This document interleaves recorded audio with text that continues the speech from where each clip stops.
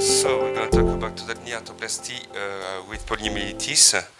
We have a big experience in Garches, and first of all, a little reminder of the poliomyelitis and the historical aspect. So it's a viral disease with irreversible flaccid paralysis, which is preventable with the polio vaccine. So it was it was a big problem in the last part of the 21st century, and it decreased with 300 cases in 2019, but with the political and geopolitical and economical situation, the number of cases increased with more than 1,000 cases in 2021. It's still endemic for the OMS in Pakistan and Afghanistan, and it gives limb movement abnormalities, bone hypoplasia, and significant laxity. In France, the main epidemic was between 1945 and 1960, with the peak in 1957, with more than 4,000 cases in 1 year and more than 300 deaths only in France. The vaccination was discovered in the late in 54, and the oral vaccination in 57, and the obligatory vaccination in France was in 64. And the Hôpital Raymond Poincaré has a big history in poliomyelitis.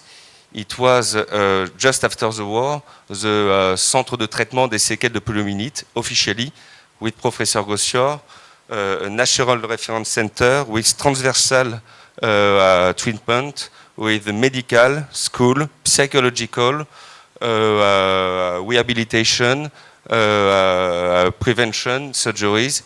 And by the way, it was an internship, and the patient stayed, the children stayed a long time in the hospital. There is a picture of Raymond Poincaré in the 1950s, and it's still the same today. And every patient that come back to Garches, he says he didn't change since their childhood. And for the poliomyelitis and knee problems, we have two kinds of population. The population from the French epidemic in the 50s, 60s, which is now around 18 years old, 70 years old, in the age of knee arthritis. They have the specification of good professional insertion, for the work of Professor Gossior and the way to prevent in Garches. They have now in post-retirement with oftenly many surgeries, femoral osteotomy or ankle surgeries. And I talk about PTSD because some patients were quite afraid or scared to come back to the hospital after all the pain they had in their childhood.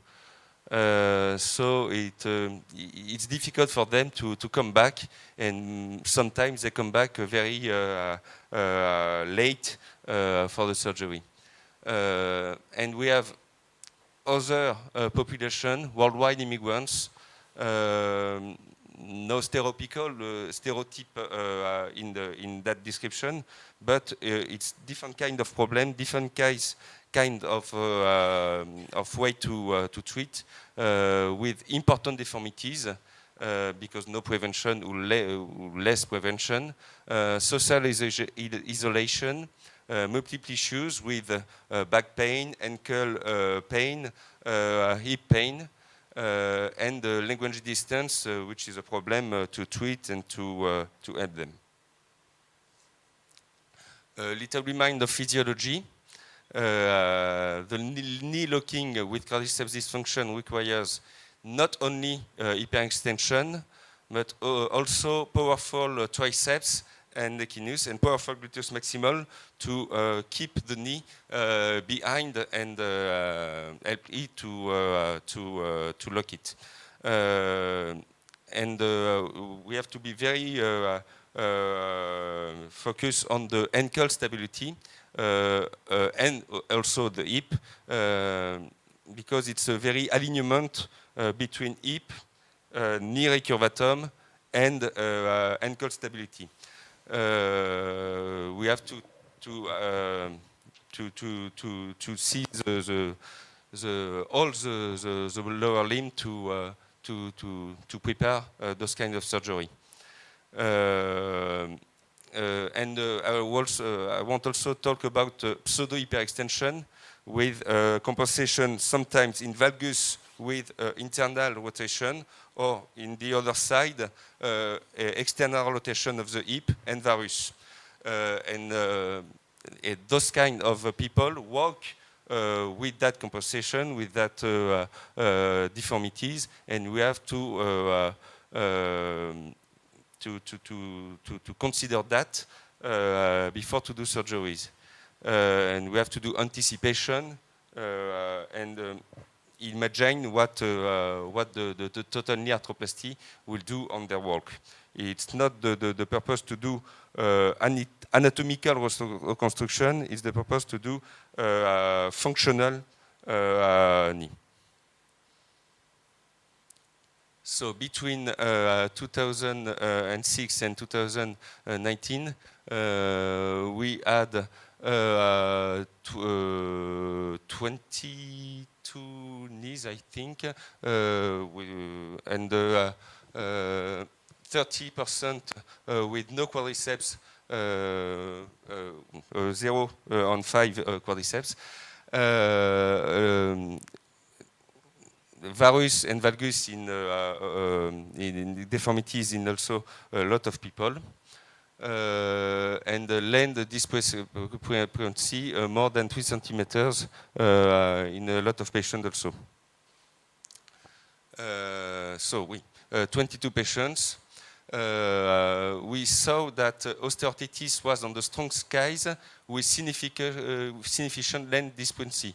That means that there is a natural compensation in flexum, so it gives arthritis in the femoropatellar compartment, or natural compensation in valgus or varus. This case, we see polymyelitis which had total knee arthroplasty on the weak side first, and it gives more length on the left side, and the compensation to keep the hip well balanced was to do valgus on the long on the strong side.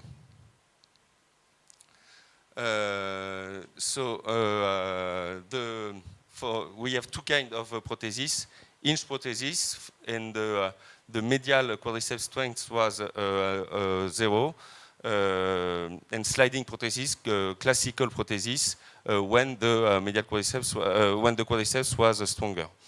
7 complications with the intervention, 3 infection, 2 lateral instability, which reason for hinge prosthesis, 1 early surgical mobilization, and 1 aseptic loosening.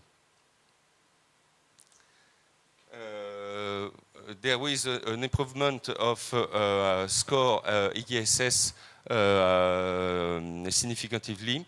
There is also an improvement in functional scores. The main, the good things also is that there is less occurrence of knee drops episodes after total knee replacements, and significantly also. And it's correlated with the persistent post-operative recurvatum.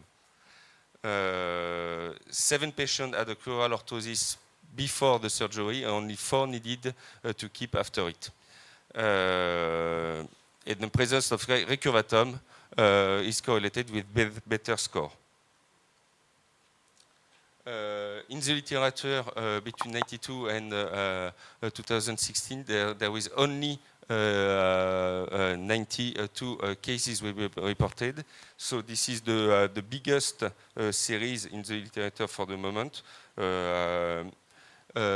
We have to take the surgery need to take care of hyperextension, patella bara, bone hypoplasia, and deformities in the bone and ligament.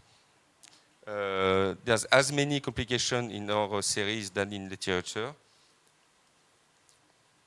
And in the literature, 3 and 4 of the titanium knee prosthesis was placed with strong quadricepital, more than 3 and 5.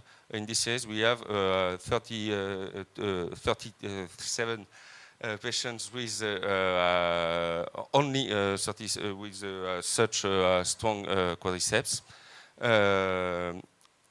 Our hinge implants are limited for the hyperextension, so it will be useful to create a specific implant which can have maybe 10 degrees or more of hyperextension, because our prostheses are limited in 5 only degrees in extension. So we have to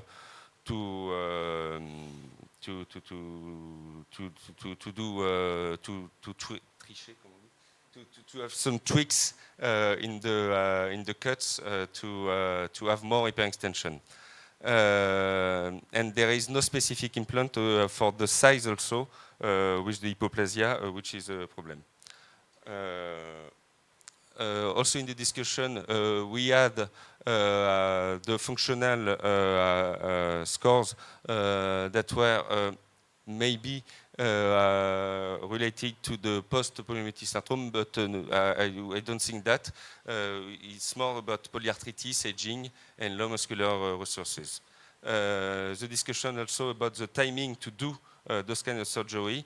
In our series, our patients were couldn't barely walk before the surgery. They were too painful before, and they were all very happy for the pain relief after the surgery. Voilà. Some example. This is a patient from Albany. She was quite young, maybe 45 years old, and she had a femoral osteotomy in the young age. So we have to perform recurrent osteotomy of the femur in the time of the knee replacement, and we see those kind of knee implant is the most little that we can put, and it's quite big for their hypoplasia. Another specific arthritis for the polio is the anterior arthritis with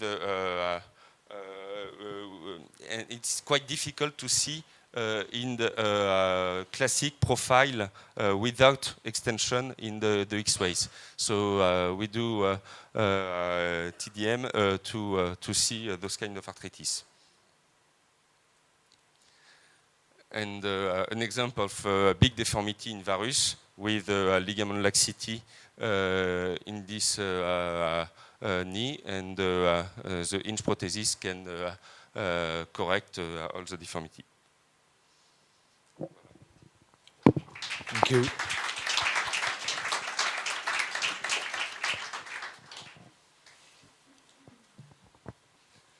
One of the problems in the knee prosthesis in polio is the fracture of the femur due to the bone power loss.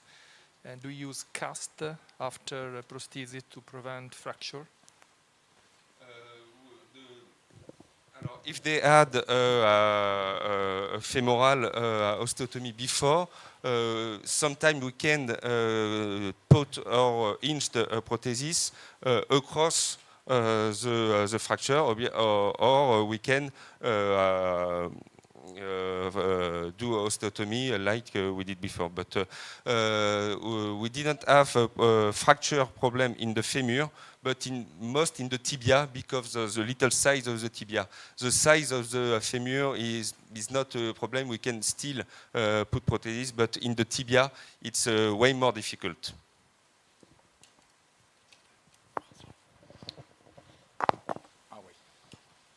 Go ahead. Thank you for your presentation. It's certainly an impressive series. For many years, we've treated patients with post-polio in the way that you've suggested, doing both hips and knees. At one point, there was a suggestion that all knees should be constrained so that you wouldn't suffer a dislocation of the knee joint itself. And we found that to be a wrong approach. We've used unconstrained knees, like the ones you showed, but we immediately brace the patients, because if you don't protect the knee joint itself, you run the risk of a fracture. So I saw that only very few of your patients went back to braces. And I wonder if that's a problem in the long run. J'ai pas tout compris. Thank you, Alberto. If you want, I can make a comment on this problematic, because in our team in Gouch, we follow a lot of polio survivors, and they all have a very, very close follow-up for their bone loss. They have every 2 years an osteodensitometry, the evaluation of the bone loss, and we are very, very aggressive for treatment by biphosphonate and all that stuff, vitamin D and all that things. We follow them every 2 years. I go in our department, the UPO, every 2 years for 2 weeks, evaluation every 2 years with absorptiometry for the bone loss. We have, the evaluation of the weight. They have some, obviously, scan, MRI of all their joints if they have some pain and this stuff. And we change every brace, the brace every 1.5 years for all in France. It's totally free. It's for the public health, social security is taking care of that. And it's a very, very close follow-up, and we want, before to do surgery, that they have all this evaluation, and we want they have a strong bone, the more that it's possible, and we don't have any fracture after, the implantation of a knee arthroplasty. But the main problem for us is we want absolutely to avoid the flexum of the knee after the surgery, but mainly they have a recurvatum before surgery, and they have some pain, recurvatum, and sometimes adductum, valgum of the knee, and after the surgery, we put the brace they had before, the surgery, because sometimes they have the brace before the surgery because they need it to work. But the real issue we have is to maintain, the knee extension, just to be sure that they can stand on their lower limb, but not fracture. Maybe during the surgery when you put inside the tibia, Yes, I saw a girl yesterday that the last prosthesis is not in the series, but she had a fracture of the tibia at the moment of the surgery, and yes. But after we see that we did not have. So it's intriguing to me that you are using their old brace. You're changing the alignment of the knee, and you're using a brace that may be completely out of alignment. So what we do is we actually make the brace, we mold all the pieces before, and we just don't put it together for final alignment until after the surgery. We do the casting in the OR while the patient is asleep, recovering from this. We make the cast, we take the mold, and the next day they have a brace. Okay, that's totally clever. But when we do the cast in our department, we do it weight bearing. So they need to be on the foot when we do the cast. Understood, but sometimes you have Yes, to yes, accommodate that's that. right. and Yes, so- yes, yes. So that's totally interesting. Maybe we have to try it. It's maybe a way to help to have the extension. Yes. It's not a question, just a publicity for the Alain Yelnik book, especially for the young colleagues. Alain Yelnik wrote a book about poliomyelitis, and it's the story of poliomyelitis in France, and which is closely related to the story of PM&R in France. So it's really, you can read it on during your holidays. It's not really a medical book, it's a story book, and it's very, very interesting. So I would recommend you. Perfect for Christmas. Yes, yes. You know, a Belgian guy can make a publicity for a French wine. So. Google Translate. Okay. Thank you.